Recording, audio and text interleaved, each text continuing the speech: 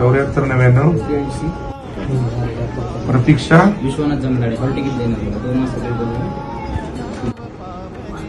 आमदार बांगर नमस्कार.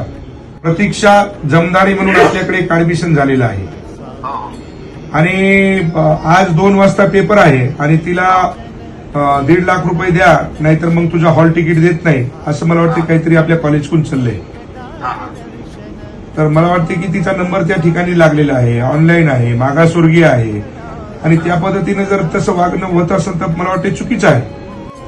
Hall ticket द्या त्या मुलीला आणि तिला बसू द्या. सांगितलंय.